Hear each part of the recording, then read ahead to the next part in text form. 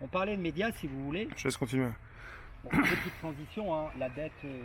Ah oui, point très important sur la dette.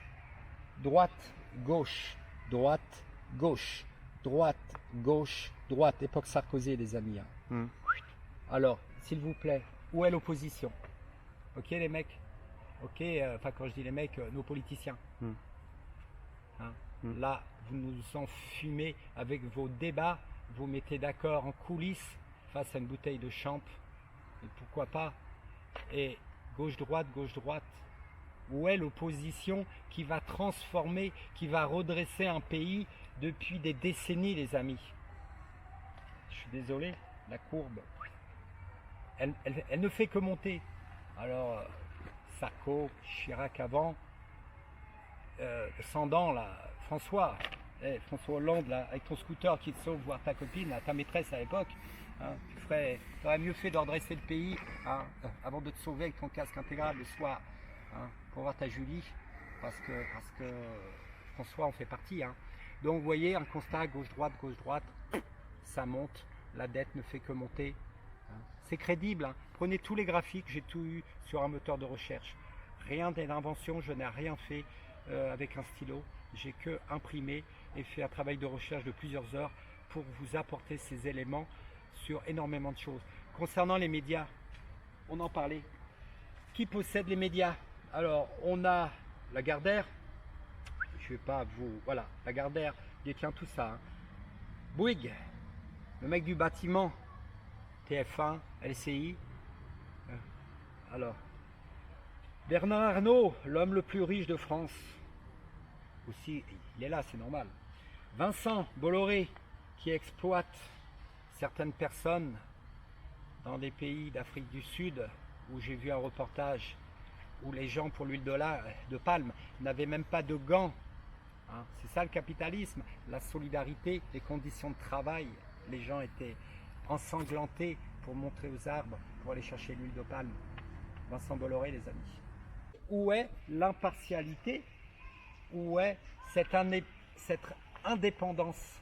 Milliardaire, il n'y a pas un problème quand même? On retrouve toujours les mêmes noms. C'est un milieu bien fermé, la politique et la finance. Vous comprenez qu'avec ça, on vous envoie n'importe quoi. Le Covid, des dettes, le chômage, tout va bien. Vous pouvez consommer, tout va bien. Vous voyez? Les médias, le gilet jaune, ont attaqué la Salpêtrière. Hein. Tous ces merdias en boucle. Non, hein, Castaner, je pense que tout le monde s'en souvient. Mais tout est mensonge, On nous véhicule des informations. Qu'est-ce qui est vrai? Le soleil va se coucher. Pour toi, c'était vraiment important, la manifestation de samedi dernier sur les médias, pour aller voir les médias? Bien sûr. Pour faire porter ta voix, pour montrer aussi aux citoyens dans la rue ce que tu as à dire. Un homme politique, pour se faire entendre, a besoin de médias. Aujourd'hui, ça s'appelle des merdias. Oui. Et quand on copine avec justement ces milliardaires, certains vont prêter des yachts, certains sont les témoins de mariage, certains passent les fêtes de fin d'année ensemble. Tu comprends que là, l'impartialité, l'indépendance, on peut quand même se poser la question sur de nombreuses personnes. Donc aujourd'hui, un homme politique est capable de nous faire transporter, de véhiculer n'importe quelle information. Demain, une météorite va tomber sur l'Île aux Roses, mais si ça tourne en boucle, on va le croire, même si elle va tomber à des ou jamais tomber, vous voyez. Et ces médias, c'est très important, c'est la base de quelque chose de sain ou de malsain. Vous lisez, le citoyen à l'origine n'est pas méchant, le citoyen à l'origine veut bien croire tout le monde. Et d'ailleurs, c'est comme ça qu'on les voit dans leur voiture avec les masques. Ils sont masqués dans leur voiture. Ils sont tout seuls. Et c'est les médias qui leur ont... Mais oui, endoctriner quelque chose. Sébastien, il y a des fines gouttelettes, on ne sait jamais par l'aération. Ouais. Et le masque, il est posé sur le nez et la bouche normalement. Et les fines gouttelettes, ça a été dit aussi par le ministère de la Santé. Il peut aussi entrer dans les yeux. Sauf que certains n'ont pas forcément réfléchi au fait que le masque n'est pas porté aussi devant les yeux. Et vous savez, on a notre locataire de l'Élysée hier qui a fait un sacré coup, hein. Là, vous parlez quelque chose là, de très intéressant.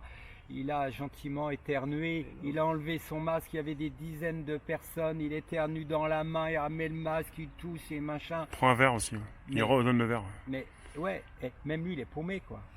Il est paumé. Il sait même plus où est-ce qu'il en est entre les propos et de ce qu'il fait. Même pas, excusez-moi, le mec, notre locataire de l'Élysée, ne va pas se tourner, excusez-moi. Non, il reste comme ça, il met sa main, alors par effet ricochet, vous comprenez que, alors soit le Covid est très intelligent, ou je ne sais pas, il y a une frontière, mais les gens à gauche et à droite, non mais franchement, on peut en rigoler, on peut rigoler les amis de ça, non mais le coup d'hier, c'est incroyable. Est-ce que tu te poses pas la question, puisque le gouvernement a des nouvelles par rapport au conseil scientifique? Qui est ce conseil scientifique? Il a été nommé par qui? Qui sont ces personnes qui parlent au président?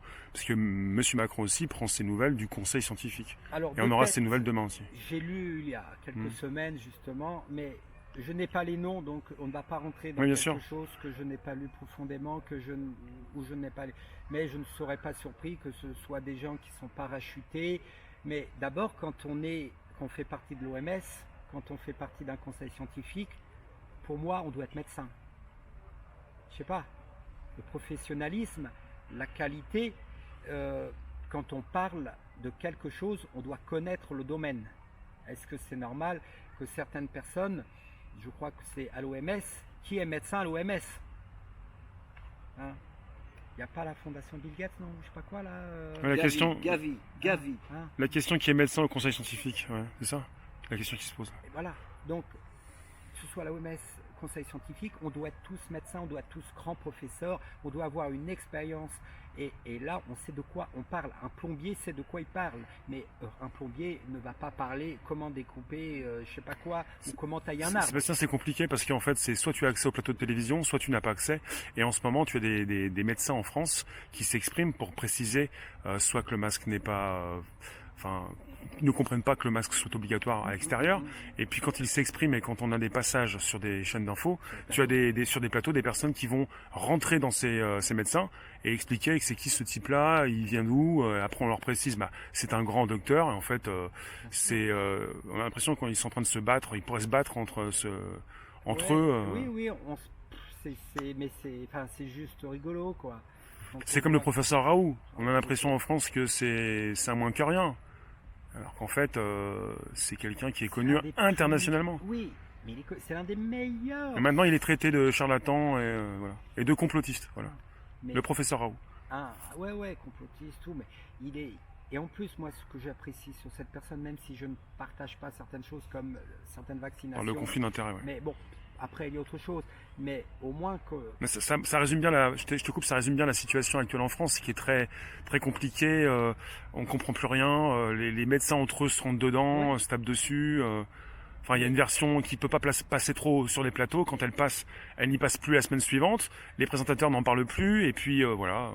Mais juste, combien de morts il y a eu, combien de victimes du Covid, réellement du Covid sur Marseille, et combien ailleurs?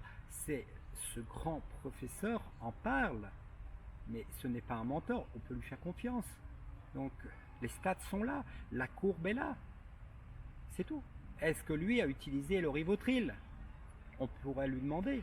Après, tu es assez courageux. Il y a pas mal de Français qui comprennent un petit peu ce qui se passe, même complètement, mais qui n'ont pas forcément ton courage. Maintenant, je dis pas que les Français sont bêtes. Il y en a beaucoup qui le pensent, mais j'ai l'impression que des fois, il y en a beaucoup qui n'arrivent pas à prendre leur courage à deux mains pour te rejoindre. Parce qu'il y a quand même beaucoup de personnes qui comprennent ce qui se passe actuellement.